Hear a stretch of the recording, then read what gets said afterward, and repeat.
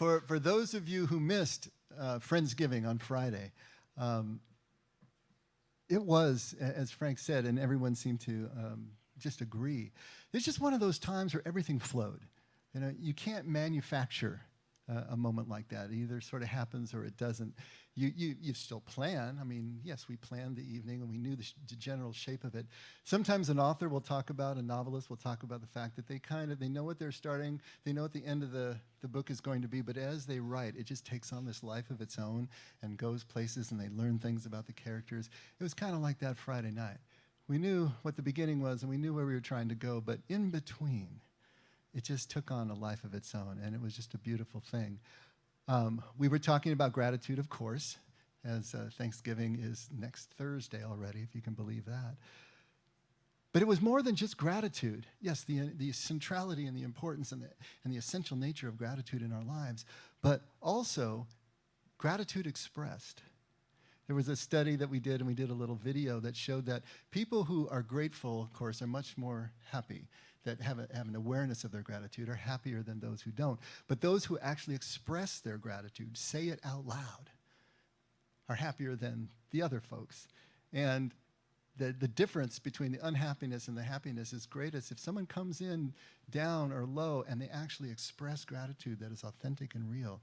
It changes everything. And so what happened on Friday, I wanted to try to recreate a little bit here. So those of you who missed it, we'll try to see how much we can do. It's going to be a different moment and a different thing, and I'll expand on it a bit. So if you were here Friday, hopefully you'll hear new things.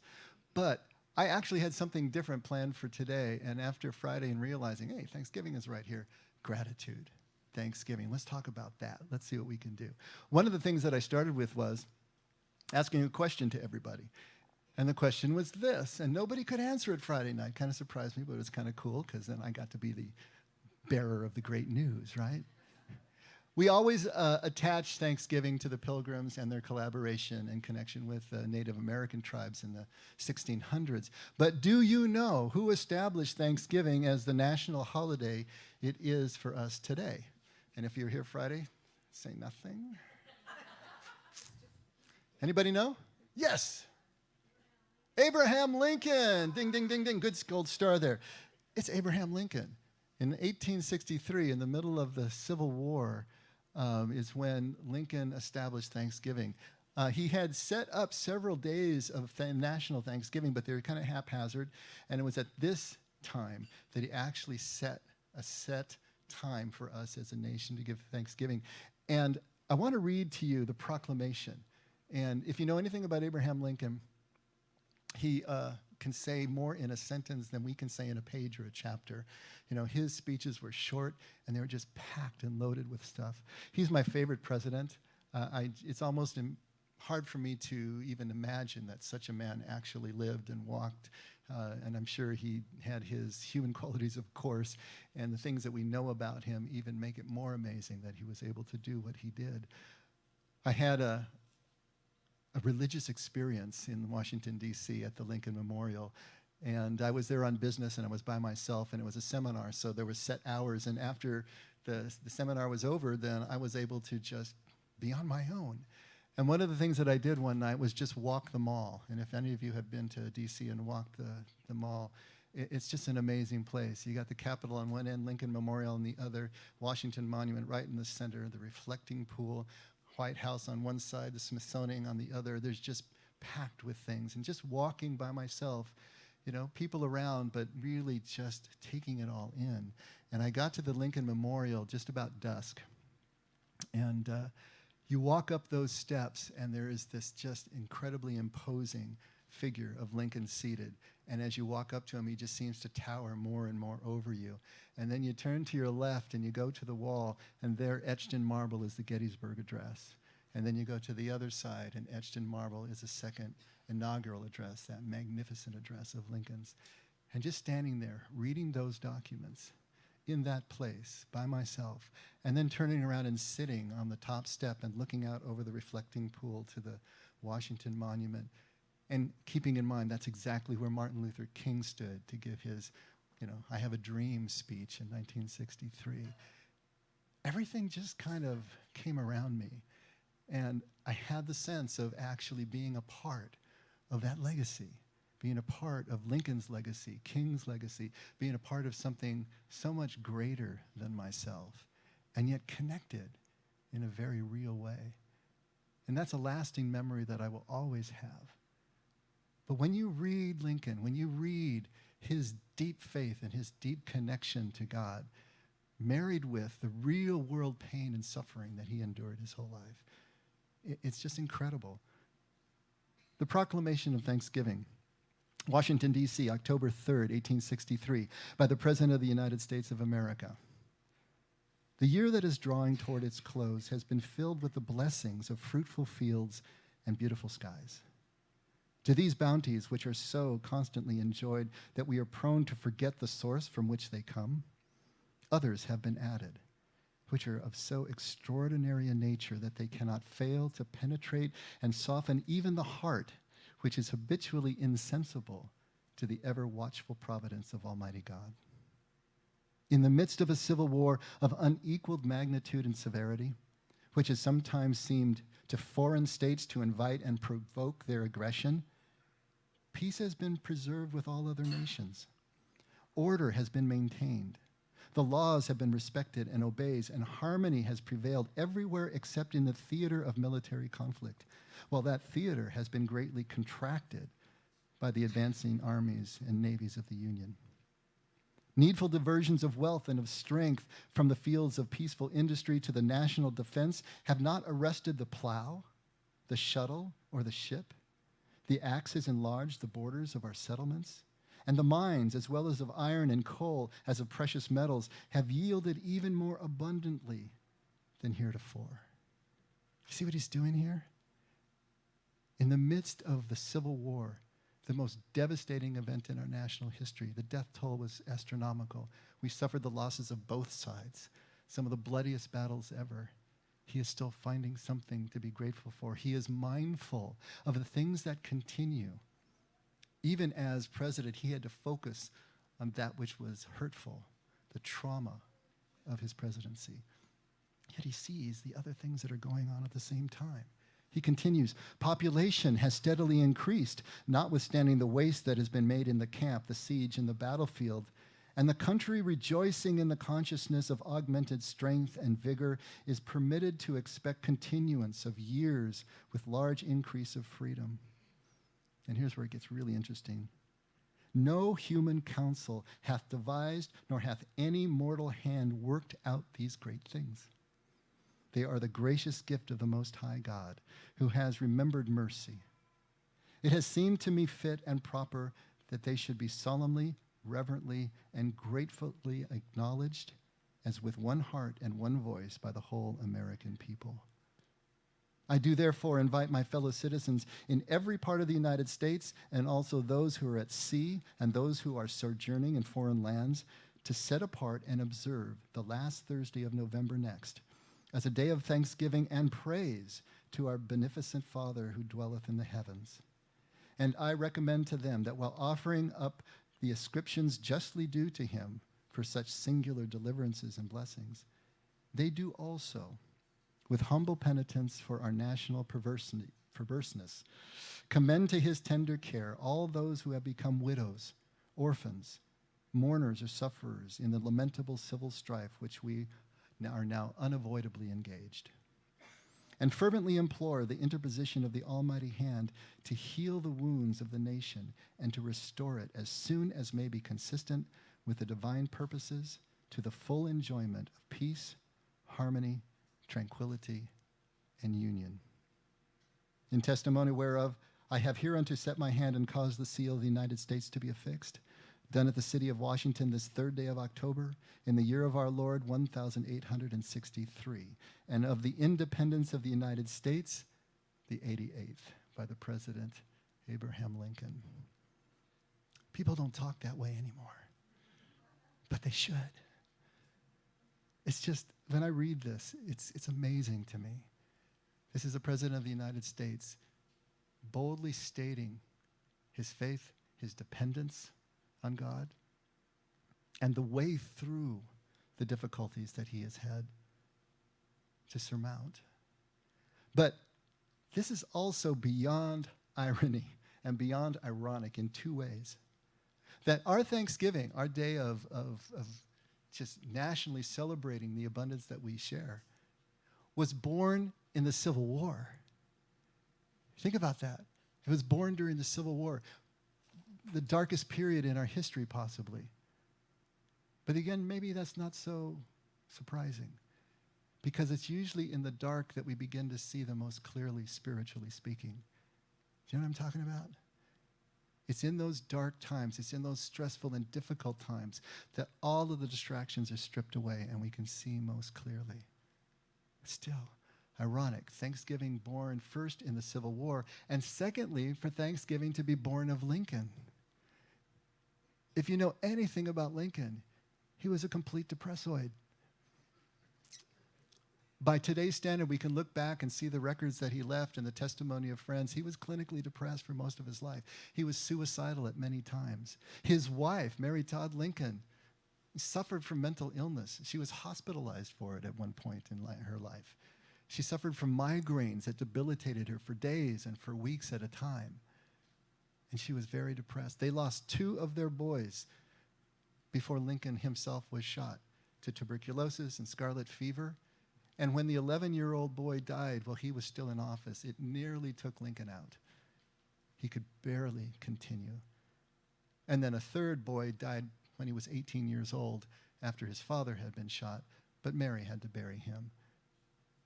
You take all of that life circumstance, you take the mental illness, you take the debilities, you take the Civil War. It is often said that no president has worked harder than Lincoln worked in office during that war to preserve the Union, to try to keep body and soul together. And how did he do it? There's a great story of him staggering into the room where Mary was being fitted for a gown by her dressmaker. And she's the one who tells the story, that he was just ashen. He was stumbling. He fell into a couch and was shielding his face with his eyes. And he mumbled something about, he had just come from the war room and it was just bad. It was just bad. It was just bad. And they reached over and picked the book up and started reading, and she noticed after a while he was visibly more cheerful and brightened. And so she made the excuse of dropping something and to walk over so she could take a peek and see what he was reading. You know what it was? It was the book of Job. He found sustenance in a book that doesn't give any answers to the reason for our pain and for our strife in life, but reinforces the bond that we have with our God.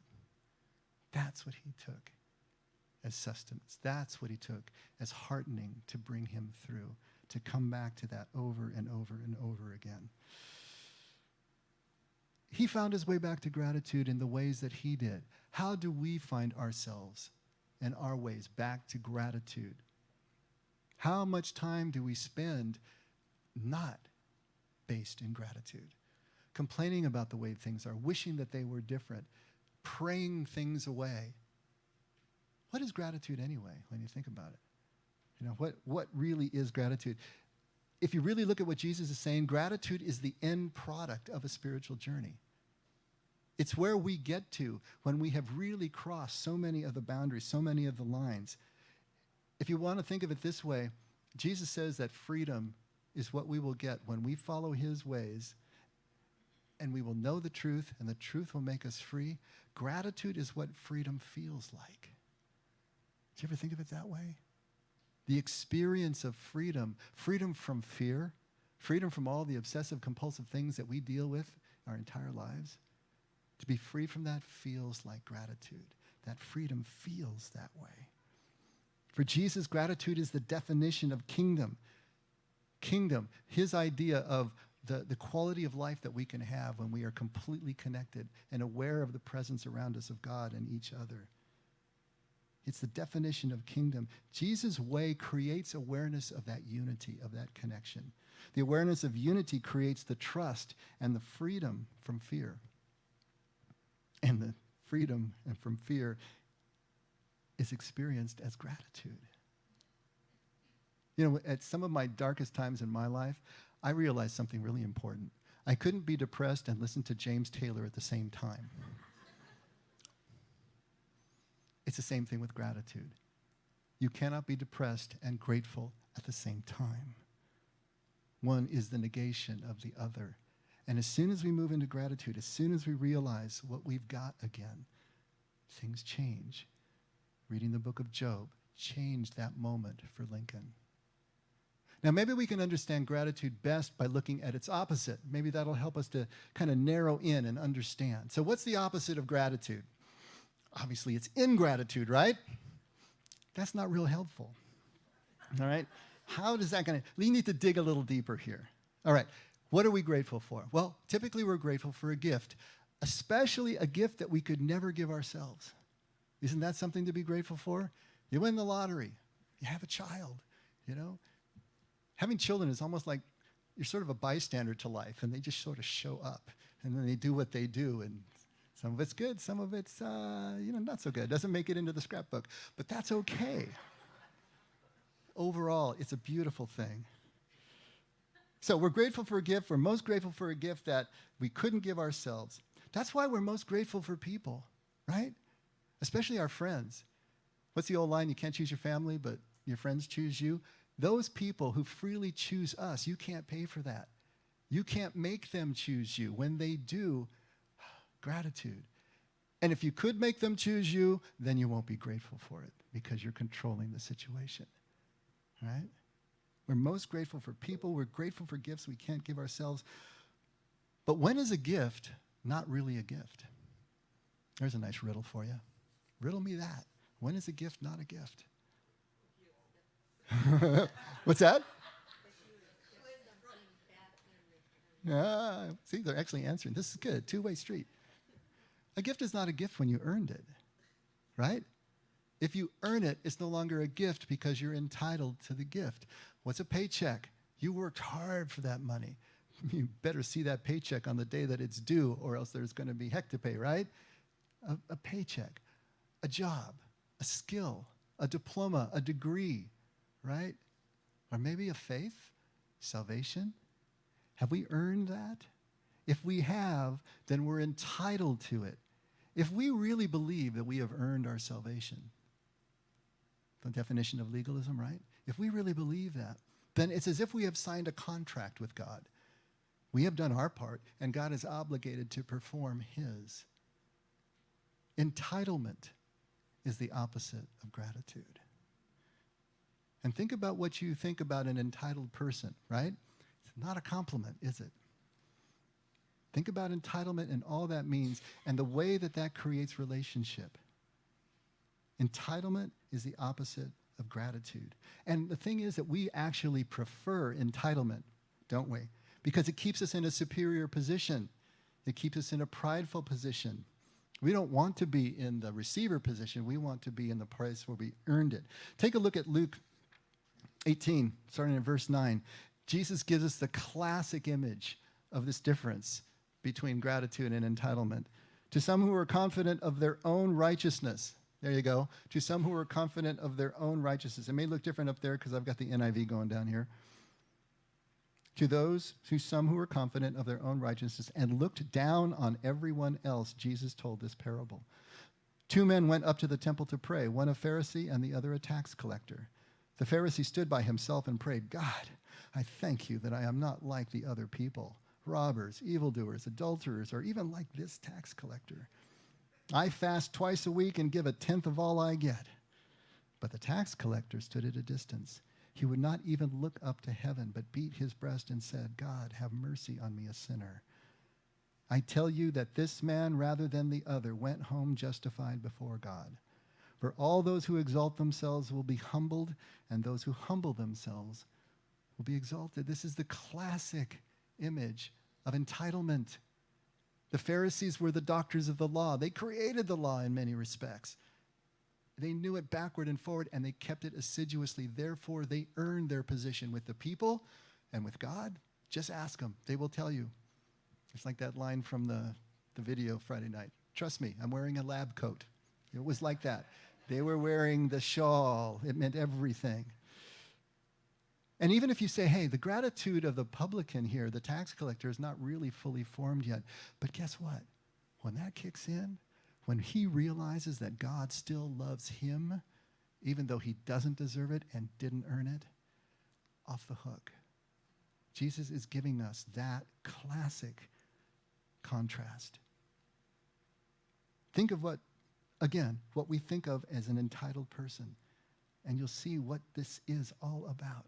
Why gratitude is the key.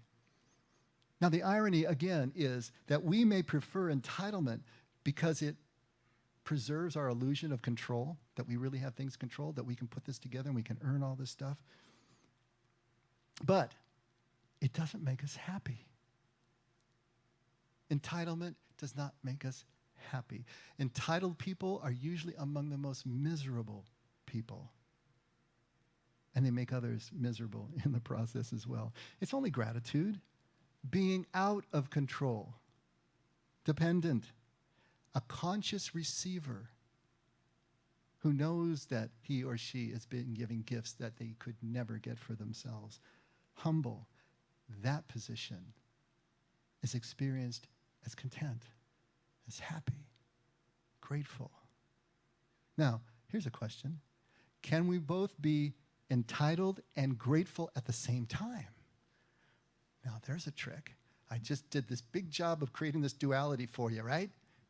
But what we always talk about here is not either or, it's both and. Can you be entitled and grateful at the same time?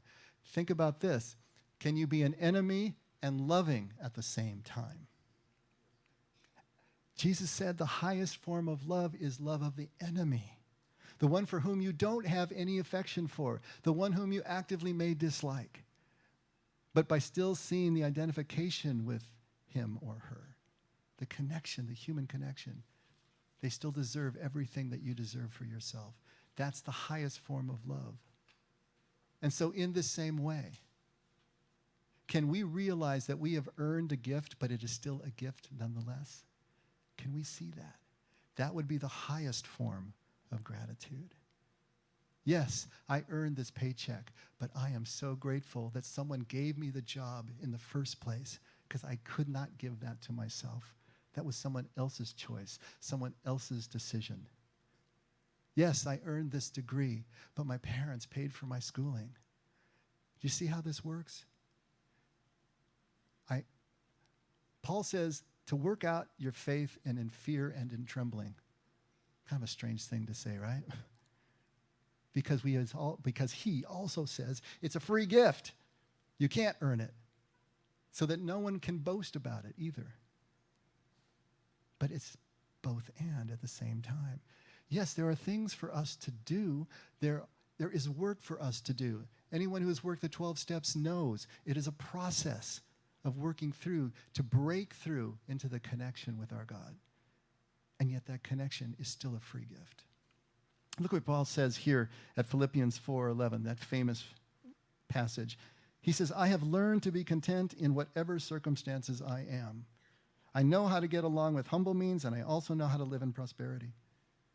In any and every circumstance, I have learned the secret of being filled and going hungry, both of having abundance and suffering need. I can do all things through him who strengthens me.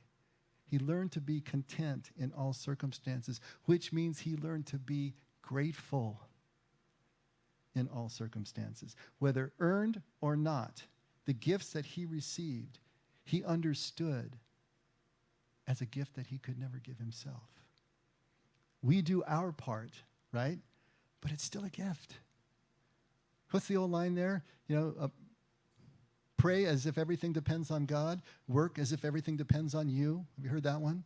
Or my personal favorite, God can move mountains, but someone's got to bring a shovel. The same idea. Yes, there is work to do. There are things that we do to move forward in life, but at the same time, the undergirding is that it's all a gift. There's still so much to be completely grateful for so that no one may boast. Jesus emphasized this over and over again. Take a look at Matthew 13:44. The kingdom of heaven is like a treasure hidden in the field, which a man found and hid again. And from joy over it, he goes and sells all that he has and buys that field. And again, the kingdom of heaven is like a merchant seeking fine pearls. And upon finding one pearl of great value, he went and sold all that he had and bought it. These are images of immense gratitude, of joy. And yet, these are workers doing their work. The man in the field wasn't just taking a stroll. He was doing his farming. He was doing what he did in the field. And yet, in the midst of that work, his own earning of his bread, right? He finds this treasure of great value. And the merchant looking for the pearl finds one and realizes its great worth. The immense value of the gifts that they were given, even in the midst of their work, overwhelmed them to such a degree that gratitude and the joy and getting completely lost in that moment was the only possible response that they had. But does the gift have to be immense in order to elicit our gratitude? In other words, is the amount of gratitude just equal to the size of the gift? Or is something else going on here too? Take a look at Tecumseh's quote there. Tecumseh was the great Shawnee Indian chief of the 1700s and into the 1800s. He writes, "Show respect to all people, but grovel to none. When you arise in the morning, give thanks for the light, for your life, for your strength. Give thanks for your food and for the joy of living. If you see no reason for giving thanks, the fault lies only in yourself." You know, both Tecumseh and Lincoln led very difficult lives. Lives full of loss, full of pain, as they tried to lead their separate nations to survival. Tecumseh trying to lead the Shawnee people and a confederate of Native Americans to try to survive in the onslaught of the colonial period. Lincoln trying to lead his nation to survive the fracturing that was happening at the Civil War. They both experienced great loss and death in their lives. And yet both of them found the tiny places amid the huge traumas of their lives. They found those little places in between the cracks, in between the raindrops, where gratitude still existed. This is their genius. This is their spirit. This is their connection to God. To be able to continue to see that they, like Paul, like Jesus, understood that gratitude can come from the tiniest sources and yet fill us completely, even in the midst of other things that are tearing us down at the same time. Think about what you're grateful for. What are you grateful for? You've got to be grateful for Johnny. That's a huge thing in your life. Erin gets Johnny in her lap, and her whole world changes. She's grateful for that. What are you most grateful for? Just stop for a minute and put an image in your mind. Who is it? What is it? Is it a who or is it a what? What is it? Whatever it is, I guarantee you it's a big thing. If it's the most grateful thing that you're grateful for, it's going to be a big thing in your life. But if we're ever able to cross over into a life that is characterized by gratitude, if we're really going to enter the kingdom experience as Jesus is talking about it, then we can't be waiting all the time for the big gift to show up. We're going to be at that train station forever, always waiting, always looking out at a receding horizon line, and never actually getting there. We must see the gifts that are right in the middle of the civil war of our lives, right in the middle of the daily activities of living, right in the middle of everything that we're doing. It means that we need to become present. We need to become aware of even the smallest gifts that are given to us, the ones that are always with us, the ones that are always pouring through. But we miss them because they seem so inconsequential. They're just part of life. They're part of the wallpaper, the fabric. And so we just blow through, always focused on the big tragedies or the big pleasures, but all of the rest of it just missing. Tecumseh and Lincoln are here to remind us that even in the middle of the Civil War, the sun still rises and sets, and the crops still grow when the rain falls. And outside of the theater of conflict, there are islands of peace and tranquility and connection that we can celebrate if that's our choice. And Tecumseh is saying the exact same thing. We need to become present and aware to everything that is going through. This constant stream of gifts that never waver, even as the big gifts come and go. One of the things that we did that I want to do right now is just take a moment. And Brandon, can you run that second video, or the only video that's left there? Take a look at this, and then we'll conclude.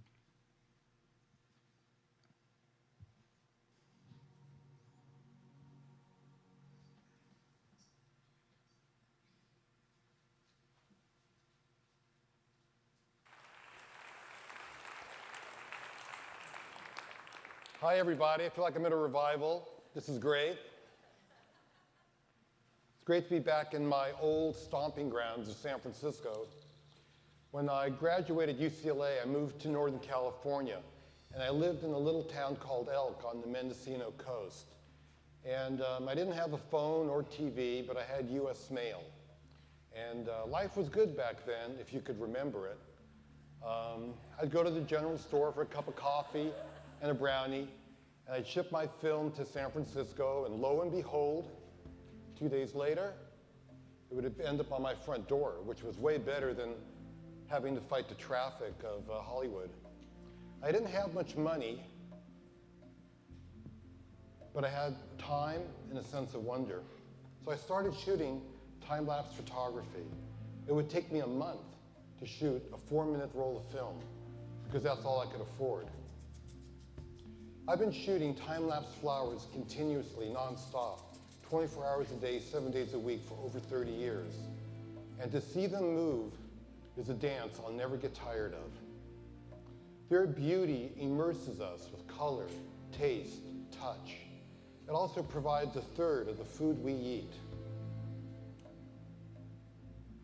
Beauty and seduction is nature's tools for survival because we protect what we fall in love with. It opens our hearts and makes us realize we are a part of nature and we're not separate from it. When we see ourselves in nature, it also connects us to every one of us because it's clear that it's all connected in one. When people see my images, a lot of times they'll say, "Oh my God."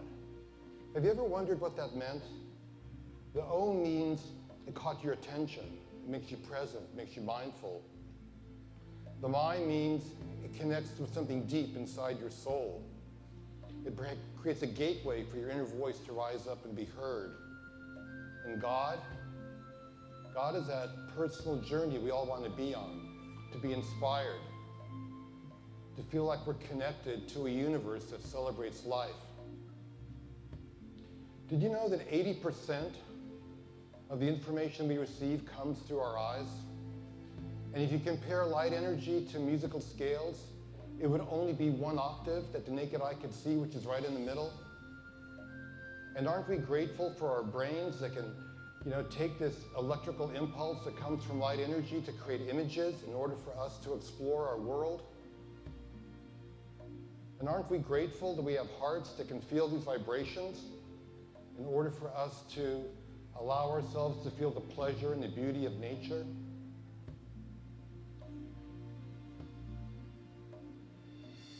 Nature's beauty is a gift that cultivates appreciation and gratitude.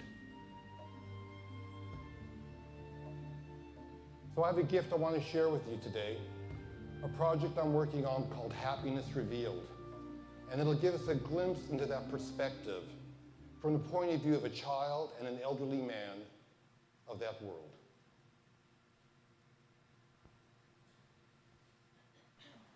When I watch TV,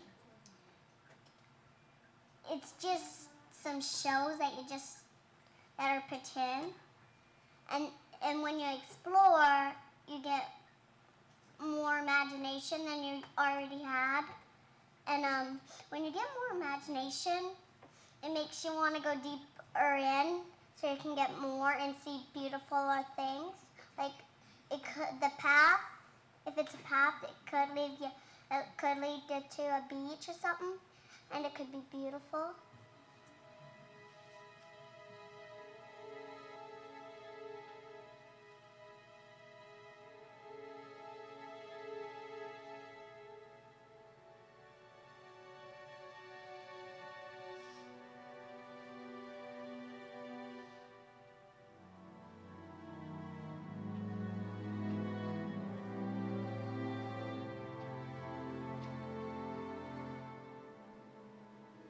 You think this is just another day in your life?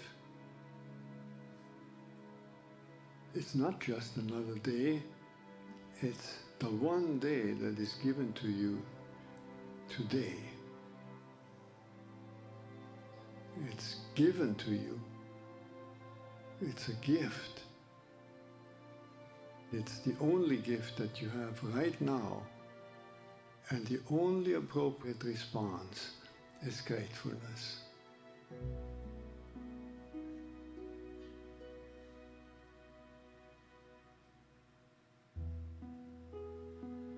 If you do nothing else but to cultivate that response to the great gift that this unique day is, if you learn to respond as if it were the first day in your life and the very last day, then you will have spent this day very well.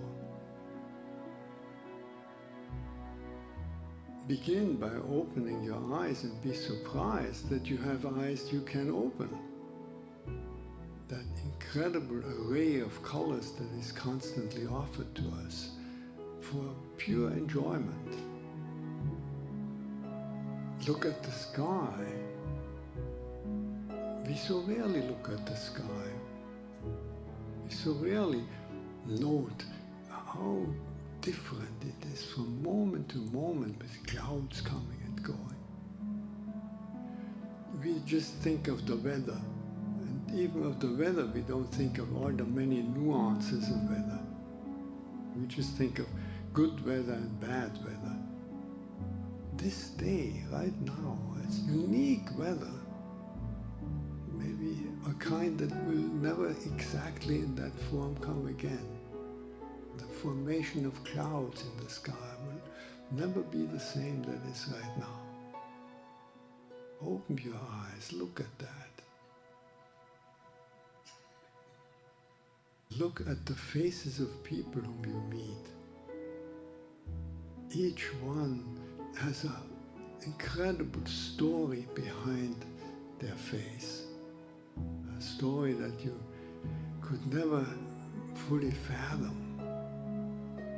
Not only their own story, but the story of their ancestors. We all go back so far.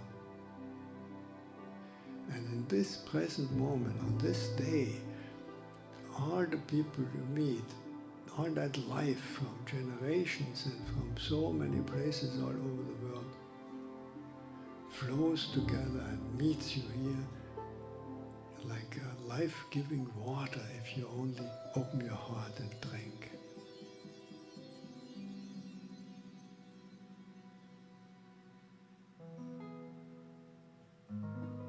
Open your heart to the incredible gifts that civilization gives to us. You flip a switch and there is electric light. You turn a faucet and there is warm water and cold water and drinkable water. It's a gift that millions and millions in the world will never experience. So these are just a few of an enormous number of gifts to which we can open your heart. And so I wish you that you will open your heart to all these blessings and let them flow through you, that everyone whom you will meet on this day will be blessed by you. Just by your eyes, by your smile, by your touch, just by your presence. Let the gratefulness overflow into blessing all around you. And then it will really be a good day.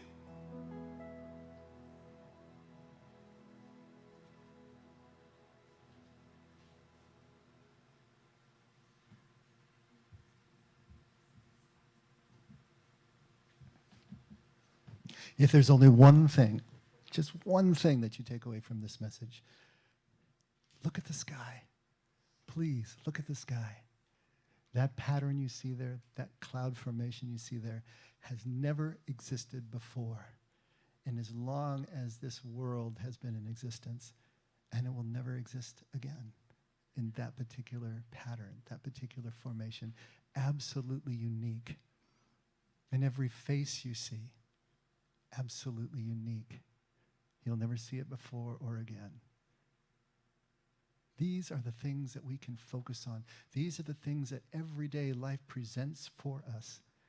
That even if you think that everything is dust, and even if you think that you have nothing to be grateful for, you will find them in those tiny little things that life presents. And if you think that you have earned everything, that no one ever gave you a free lunch, and that everything had to be earned by the sweat of your brow, then maybe just somewhere in the back of your mind remember that yes, we can rearrange the furniture in the house, but the house is a gift that we could never give ourselves. That's it. If we can do that, if we can bring the gratitude in from both sides of entitlement and from gratefulness, then our house will be a very, very, very fine house with 2 cats in the yard. Let's pray. Father, thank you so much for everything that we have to be grateful for here this morning, for Aaron and John and Johnny and the Sears family and the Basile family, and for everything that, every song that was sung and every hug that was given, every bagel and cream cheese falling on the floor, everything that happened is a cause for celebration if we choose to see it that way. Help us to choose to see it that way, Lord. Help us to see things as the gift that they are, the constant, never-ending stream of gifts that come from your abundant love.